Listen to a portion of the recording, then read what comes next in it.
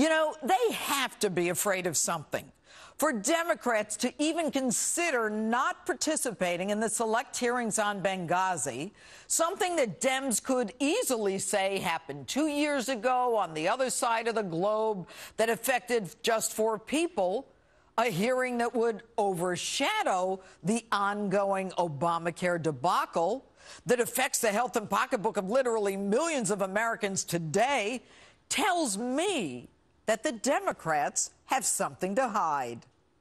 Now, the Democrats could, if there were indeed nothing to Benghazi, trumpet, "We told you there's nothing there." Hearings, in fact, would obscure the Democrats' biggest vulnerability in 2014, Obamacare, the issue that has brought Obama his lowest approval ratings. So if the Dems can muddy up the waters of Obamacare disaster with something they say is a non-issue, why would they object? What do they have to lose? It's a win-win for them. And for any of you out there thinking like Nancy Pelosi, the fact is this is a stunt. This is a political stunt. That's what this is. We've been there, done this over and over again. We've done this over and over again, Nancy. But why? Maybe we need to get some straight answers instead of the cameos of politicians pontificating from their perches, allowing the witnesses to filibuster. Why? To continue to ask questions until they get a damn answer. Now, Trey Gowdy is a seasoned prosecutor who will get answers, who will get facts, and will get justice for those families. But what I want to know, did the president give the cross-border authority order to send in reinforcements to save Americans under attack? Not just the 4 who lost their lives, but the countless more on the ground in Benghazi for more than 8 hours. Did the president even go into the Situation Room? It was just 8 weeks before a tight election. Were the president's political operatives, Valerie Jarrett and David Axelrod, in the Situation Room?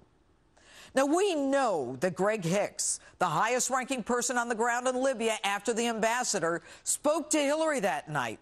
And he said he had gotten word that Chris Stevens was in an Ansar al-Sharia hospital, possibly as a hostage.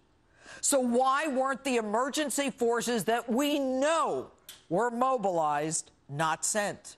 Who gave the stand-down order?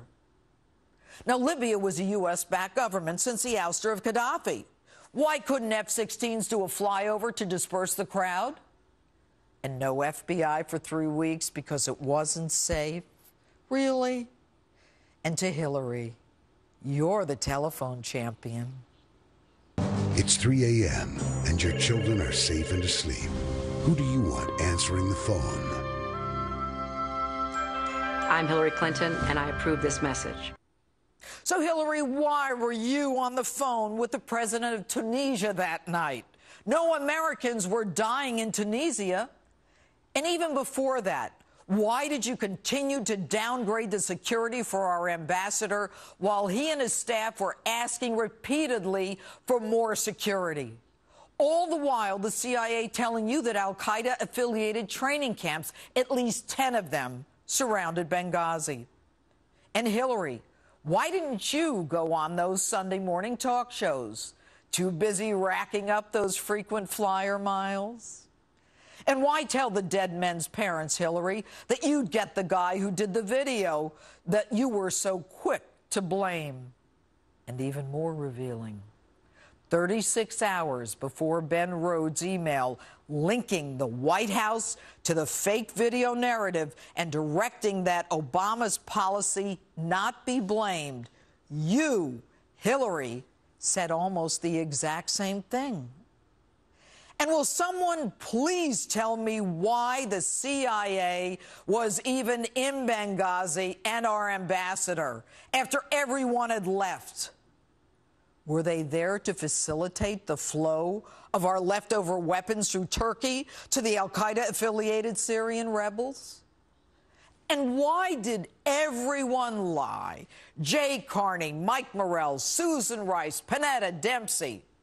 And by the way, talking of Jay Carney, has this guy ever not told a lie at a press conference? I mean, this man should be indicted just for showing up, because you know his intent is to lie. So why was everyone promoted who participated in the conspiracy? And no one fired or even demoted, other than, of course, Greg Hicks, the one eyewitness on the ground begging for help. And Hillary, might you be the one who made up the video narrative? After all, Ben Rhodes in his email parroted exactly what you had said 36 hours earlier. But why would you do that? Because you had to come up with a story. It was under your watch that minimum safety standards weren't met, that security was downgraded repeatedly, that no help was sent, that the lie was fabricated, and that the morale of our military was decimated and our respect on the world stage demolished. Now, I don't know the answers to any of those questions. And Hillary, it may not make a difference to you, but it does to the rest of us. All Americans need answers, not just Republicans, not just Democrats. And the 4 Americans who lost their lives deserve nothing less. And that's my open. With me now, Congressman Paul